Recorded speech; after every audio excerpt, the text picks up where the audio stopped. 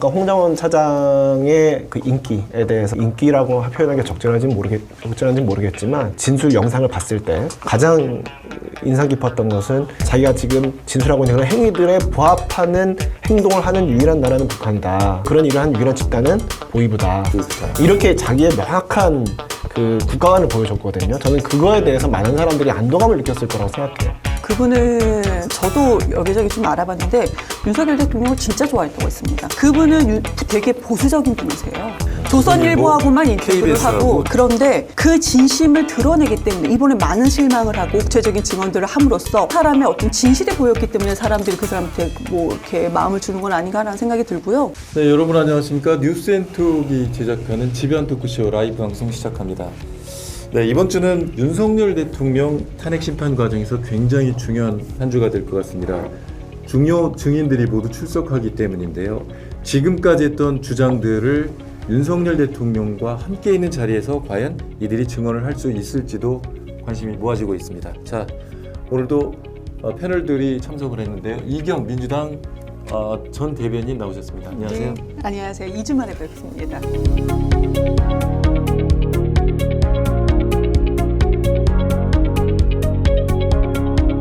더 반갑습니다. 이수만.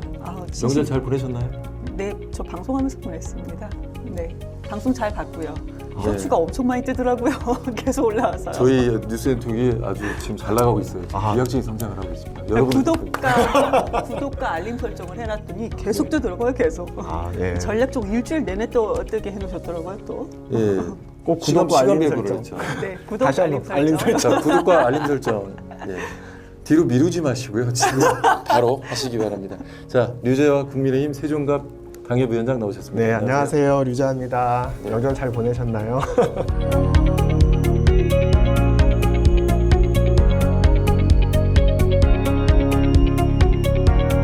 너무 귀엽게 지금 인사하신 거 아니에요? 안녕하세요. 그렇게 하겠네요. 컨셉을 바꾸셨어요? 제가 원래 다소곳한 사람입니다. 다정한 변호사? 다소곳한 변호사. 다소곳한 변호사. 변호사는 뭔가 좀 막 좀 그 싸워야 되는 거 아니에요? 이중적인 면모가 있죠. 이렇게 다소곳하다가 법정만 들어가면 이제 검투사가 되는 거죠. 네, 헛소리를 정초부터 죄송합니다. 자, 알겠습니다. 자, 먼저 헌재 얘기부터 한번 해보겠습니다. 자, 지난주에 김용현 국방장관이 출석을 해서 윤석열 대통령하고 주고받는 그런 문답 혹시 보셨습니까? 그럼 저 실시간으로 봤죠. 네. 방송도 많이 했어. 어떻게 보셨어요? 많은 방송에서 이미 그 주에 방송을 했는데 좀 덤앤더머 같았다. 두 분의 코드 자체가 네. 약간 그리고 이제 그거 있었잖아요. 그러니까 본관 내에 20명 이상 절대로 들어가면 안 되는 거예요. 요원들이 그들이 말한 요원들이. 그래서 계속 유도를 합니다. 그 윤석열 대통령 측의 변호사들 그리고 윤석열 대통령이 직접 또 마이크를 잡고 하죠. 그런데 김용현 장관이 280명 정도가 복도 곳곳에서 배치되어 있었다라는 얘기를 하면 안 되는 계속 했었어요. 유도를 했지만. 뭐 그런 것들 식으로 뭐 코드가 맞지 않았으니까 오히려 김용현의 말을 통해서 윤석열 대통령이 거짓말을 하고 있다는 것이 그 헌법재판을 쭉 보신 분들은 좀 더 많이 알게 됐지 않았을까라는 생각을 합니다. 근데 그 유재화 위원장님한테 좀 묻고 싶은 게 김용현 전 국방장관의 출석은 대통령 입장으로 봤을 때는 성공했습니까? 헌법재판 과정에서 최대한 이제 피청구인으로 돼 있는 대통령한테 유리한 증언을 이끌어내려고 노력했으나 결과적으로는 저는 좀 실패한 것 같습니다. 어떤 점에서? 왜 그러냐면 이게 원래는 김용현 전 장관이 뭐 언론 보도를 통해서 아시는 분도 계시겠지만 본인이 이제 반대 신문, 그러니까 윤석열 대 피청구인 측이 신청한 증인이기 때문에 피청구인 측이 먼저 신문을 하게 돼 있어요. 그걸 주신문이라고 하거든요. 주신문을 하고 그 다음에 이제 국회 측에서 반대 신문을 하는 거죠. 주신문의 신빙성에 대해서 다툴 기회를 가져야 되니까. 근데 김용현 전 장관의 경우는 현재 형사 사건의 피고인이기 때문에 본인이 신문을 거부할 수 있어요. 증언 거부권이 있습니다. 원래는 증언 거부권을 행사하려고 했어요. 그런데 이제 그 윤석열 대통령 측의 변호인이 이제 좀 그 권고를 했다고 해요. 증언을 해달라. 그래서 이제 결국 증언하게 됐는데 결과적으로 증언을 하는 게 조금 불리한 측면이 있었다고 생각되는 이유는 뭐냐면 예를 들어서 이렇게 뭐 지금 방금 그 이용 대변인께서 말씀하신 그런 것도 있겠지만 제가 좀 주목했던 건 뭐냐면 핵심이 포고령 작성이거든요. 포고령 작성 또 그리고 그 비상 입법기 관련된 쪽지 작성. 근데 이제 김용현 전 장관이 본인이 워드로 작성했다라고 했는데 국회 쪽 변호사가 그 워드 프로그램 이름은 뭐냐? 네. 했더니 LG라는 LG. 거예요. 그러니까 이거는 그러니까 변호사 입장에서는 사실 그런 증인신문 과정에서 그런 일이 발생하면 이제 쾌재를 부르죠. 왜냐하면 증언의 신빙성이 훅 떨어지니까요. 이제 그런 일들이 있었기 때문에 그런 게 여러 가지로 사실 쌓여 있거든요. 자잘한 어떤 실수들이 쌓여 있어서 오히려 피청구인 측한테 불리했던 게 아닌가 하는 생각이 듭니다. 네. 자, 이번 주 헌재가 중요하다고 얘기했는데 자, 이유가 뭘까요? 지금 이게 헌법을 위반하지 않았다는 부분이 이 증언들에 의해서 그 깨질 가능성이 있잖아요. 그런 의미에서 대단히 중요한 것 같은데 어떻습니까? 저는 이번 주에는 뭐 지금 말씀 주신 부분도 중요하지만 오히려 윤석열 이제 대통령의 직접적인 지시를 받았다라는 사람들이 증언으로 많이 나오잖아요. 증인으로 많이 나오죠. 홍장원 전 이제 차장 같은 경우에도 뭐 방첩사령부를 도와 지원하라 뭐 이런 얘기도 있었고, 그리고 여인여정 박점사령관은 정치인들 체포 대상자들을 이렇게 또 언급을 한 바가 있습니다. 이진우 전 수도방위 사령관 같은 경우도 아직도 못 갔냐, 이런 전화를 직접 받았다, 아직도 못 갔냐, 문을 부수고 들어가서 체포하고 끌어내라. 그러니까 직접적인 증언을 받았다는 것이 저는 핵심인 것 같고, 그러면 단지 그들이 이런 증언을 하려고 내일이죠 할 때 윤석열 대통령은 그 자리에 나올까 안 나올까, 또 여기에 많은 사람들이 이렇게 판단을 하는데 저는 처음에는 안 나올까 피할까라도 생각했다가 지금까지 윤석열 대통령의 행태를 보아서는 나와서 계속 억지 주장이라도 할 것 같다라는 생각이 들어요. 그 대신 윤석열 대통령이 지금까지 얘기했던 거와 이들의 증언 자체가 너무나도 상세하기 때문에 거기서 충돌하는 무언가가 있겠죠. 판단을 헌재에서 하는 거고 국민께서 하시지 않을까.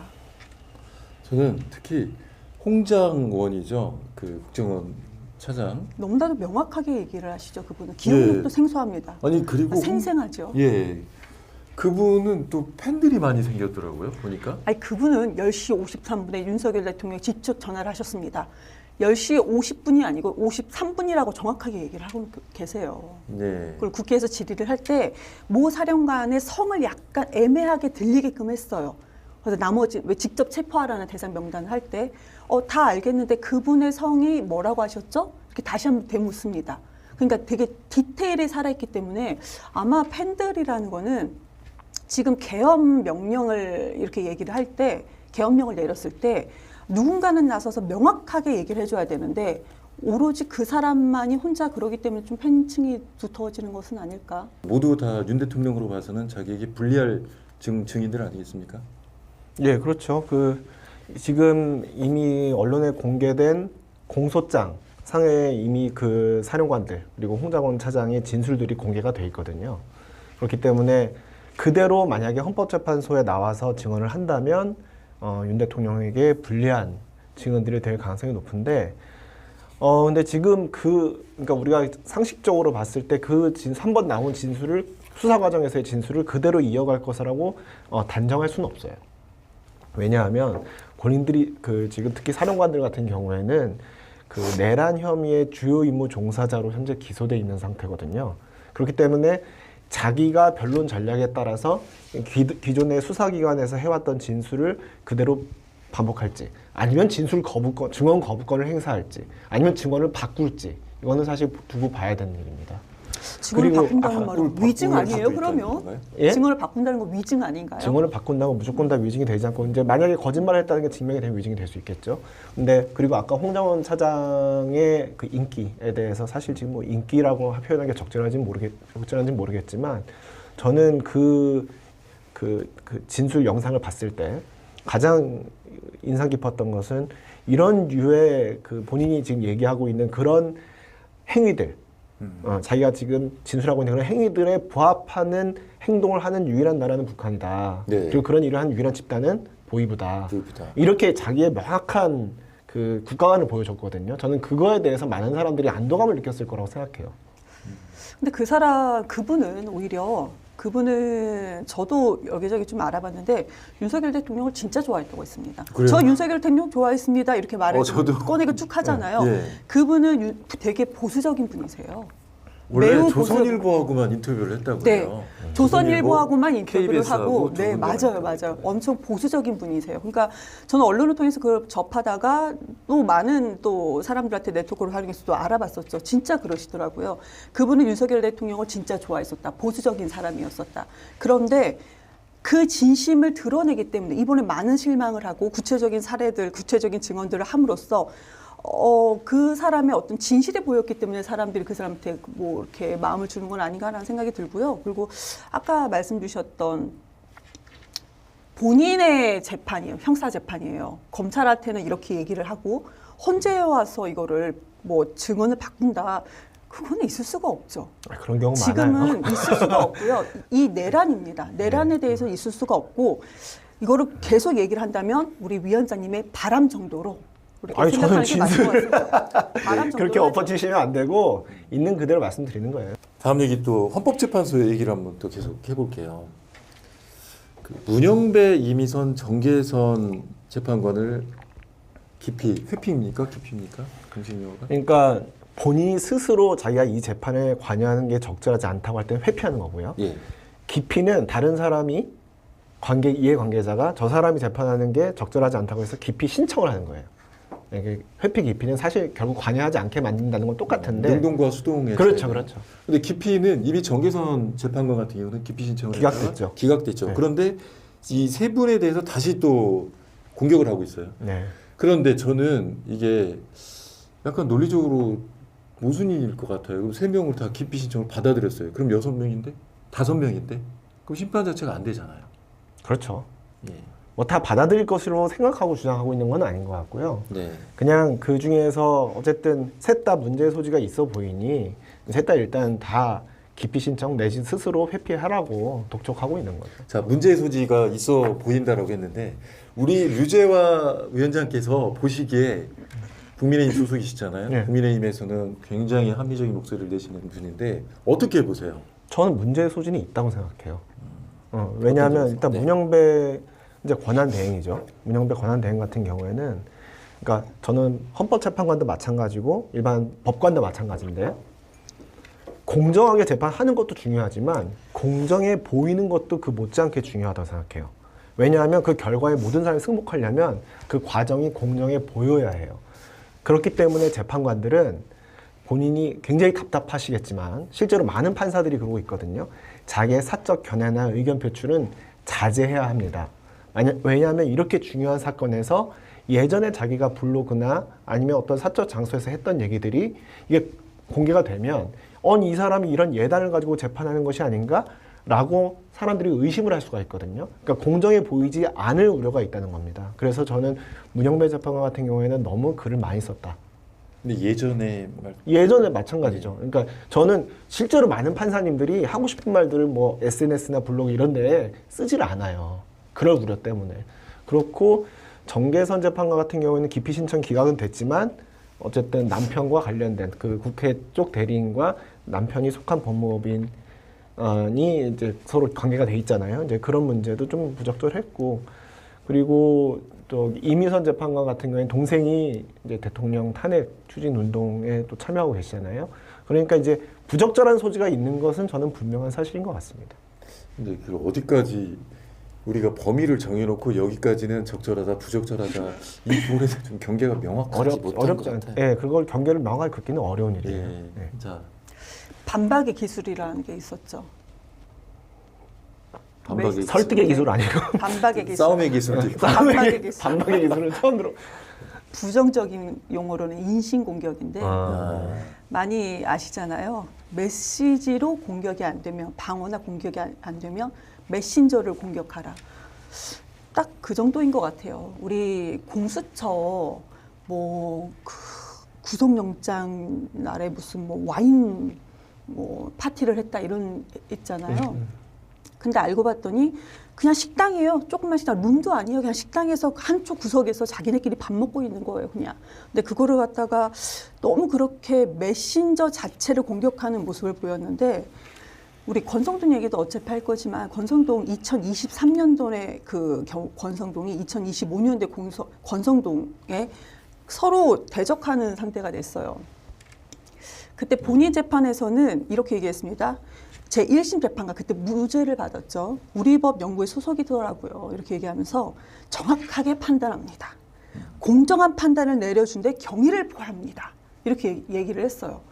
그때는 경의를 표하고 지금은 왜 이렇게 비난을 하고 프레임을 짜서 왜 비판을 하느냐. 왜냐하면 헌재 내용을 다 보면은 메시지로는 공격할 것이 너무나도 없어요. 국민들이 실시간으로 함께 다 보고 있기 때문에 그런 메신저로 공격을 해서 조기 대선이 있기 때문에 결집을 시키는 거다라고 저는 판단이 되고요. 지금 경의를 표한다는 1심 재판관이 31일 윤석열 체포영장 발부 판사예요. 같은 분입니다. 이순영 판사. 네, 거기에 대해서는 또 짝퉁 영장이다. 위조 집회다. 권성동이 경의를 표한다 했던 사람이 권성동의 입으로 또 그렇게 말을 합니다. 이거 너무 뻔한 거 아닙니까? 근데 이게 국민이 모른다고 생각하는지 모르겠어요. 다 아실 거라고 생각하는데. 그리고 권성동의 적은 권성동이다. 이런 얘기가 지금 맞아요. 지난번 그 헌재 네, 이제 언론에서는 23년도 권성동의 적은 25년도의 권성동이다. 이렇게 얘기를 하고 있었죠. 또 2016년도도 적이 됐어요. 헌재. 그렇죠. 그렇죠. 그때. 자,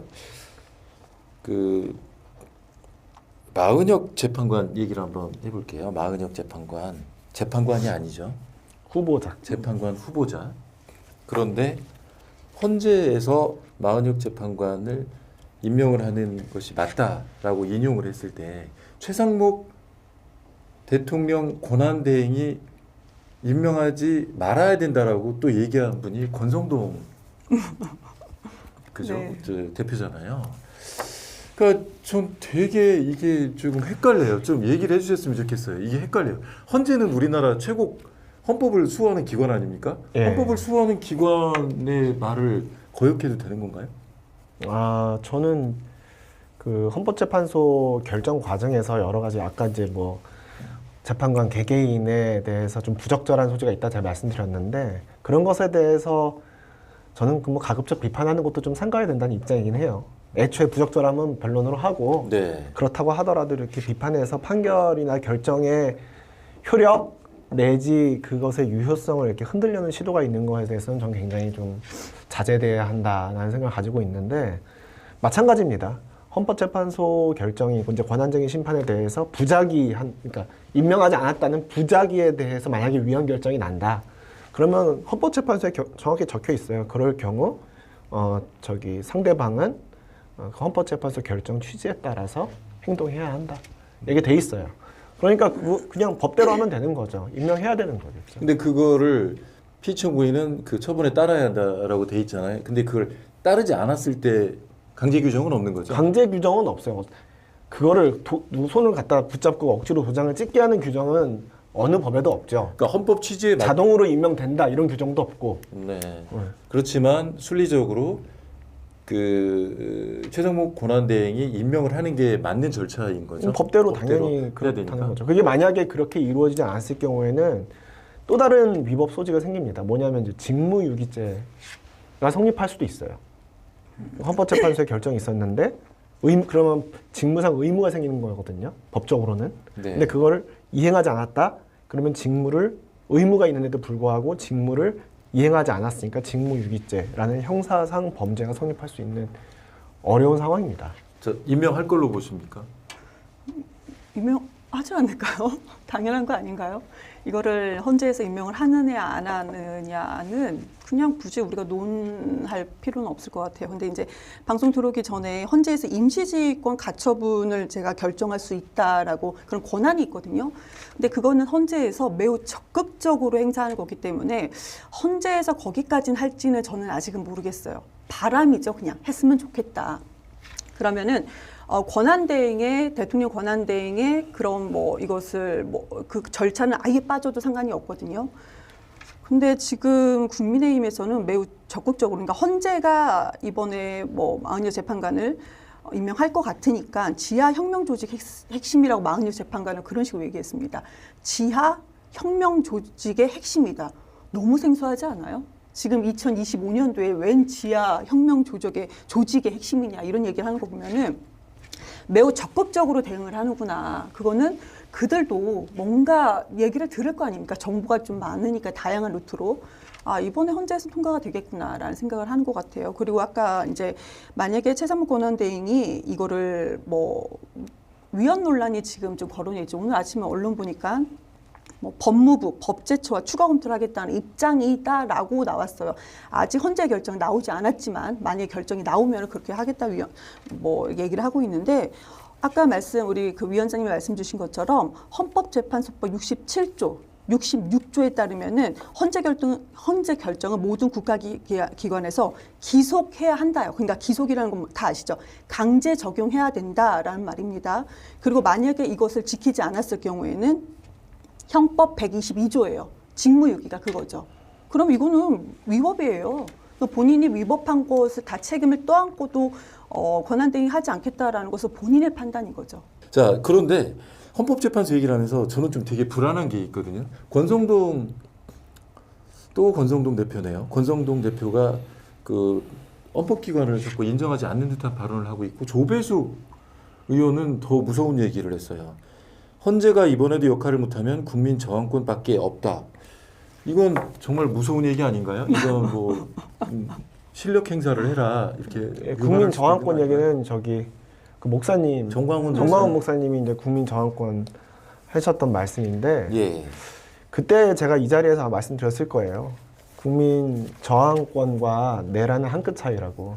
네. 함부로 저항권을 담을 얘기가 아닙니다. 그거는. 왜냐하면 시스템이 완전 우리 헌법이 전제하고 있는 시스템이 완전히 붕괴되었을 때를 전제로 국민 저항권이라는 말이 나와야 되는데 뭐 그냥 일상적으로 저항권 하면 그 얘기는 뭐냐면 만인에 대한 만인의 투쟁 상태 하자는 얘기랑 똑같아요. 그리고 지금 국민의힘에서 지도부의 입장으로 헌법재판소의 결정 혹은 법원의 판단 그리고 심지어 거기 나아가서 그 부적절함 논란은 좀 차치하고서라도 재판관 개개인에 대한 신상 공격을 함으로써 헌법재판소나 법원에서 나오는 최종 결정을 마치 불복할 것 같은 그런 인상을 주는 거는 저는 굉장히 문제라고 생각해요. 이게 불복의 명분 쌓기가 될 수 있다는 그러니까 뭐 지금 거죠. 제가 무슨 다른 방송에서 민주당 쪽 패널 분들 만나 뵈면 이거는 뭐 탄핵 불복의 빌드업이다 이렇게 그냥 얘기를 하거든요. 그러니까 우리 국민의힘이 탄핵 여부를 떠나서 어떤 헌법재판소 결정이 있을 때 그걸 불복하기 위해서 빌드업을 한다는 그런 인상을 준다는 것이 보수정당으로서 얼마나 위험한 일입니까? 그래서 저는 국민의힘 지도부 개개인이 좀 그런 종류의 그 사법부의 권위를 흔들 수 있는 그런 발언에 대해서는 좀 신중하셨으면 좋겠다라는 생각을 가지고 있습니다. 저는 그 발언에 상당히 지금 분노를 할 수밖에 없어요. 너무나도 무책임하다라는 생각이 들고요. 국민 저항권이 나오고 나서 서부지법에 폭동이 일어났고 2006년생 투블럭 그 사람은 방화까지 저지르고 10대 투블럭. 네, 2006년생 10대입니다. 불 붙인. 네, 방화까지 저지르고요. 그리고 2030 청년들이 수십 명이 다 체포가 됩니다. 국민 저항권이라는 말이 나오고 이 사태가 일어나 있어요. 제가 왜 분노하냐면 본인들은 어느 정도 위치에서 국민 저항권이라는 말을 내뱉습니다. 실행하는 그 2030 청년들은 본인들이 인생이 한마디로 너무나도 큰 결점을, 오점을 남기는 거예요. 본인의 그 판단 하나로. 근데 그 판단을 본인이 스스로 판단한 건지 아니면 세뇌대에 판단한 건지는 모르겠습니다. 결과적으로는 피해자잖아요. 근데 이번에 그런 사태가 벌어지고 나서 다시 한번 그 청년들을 이용하는 듯하게 국민 저항권을 다시 한번 언급을 합니다. 그런 사람들은 저는 정치권을 아예 떠나야 된다고 생각을 합니다. 알겠습니다. 그런데 그분들이 이 선동으로 비춰질 수 있는 발언을 하시는 분들이 다 율사 출신들이세요. 다는 아니지만 조배숙 의원 판사죠. 네. 권성동 검사 검사 출신이고요. 그래서 저는 이 좀 되게 위험해 보입니다. 솔직히 말씀드려서. 그러니까 뭐 법조계 출신인 것도 문제고, 그리고 우리 국민의힘이 보수정당은 질서와 안정을 지키는 정당이어야 하거든요. 네. 질서와 안정은 법의 테두리 안에서 가장 강력하게 지켜질 수 있는 겁니다. 그러니까 법조계 출신이, 그리고 국민의힘이라는 보수정당에서 그런 기존의 법 질서를 뒤흔든 듯한 발언을 한다는 게, 그런 발언이 자꾸 나온다는 거는 저는 이제 문제라고 생각해요. 네. 그분들이 율사 출신이고 법을 잘 알기 때문에 법적으로는 대응할 수 없기 때문에 그걸 알기에 이런 식으로 국민들, 청년들을 이용하는 것은 아닐까. 참 비겁한 전략이다. 안녕하십니까. 뉴스앤톡 김사경입니다. 재밌고 유익한 소식을 원하시면 오른쪽 뉴스앤톡을 클릭해 주세요. 뉴스앤톡은 항상 여러분과 함께합니다.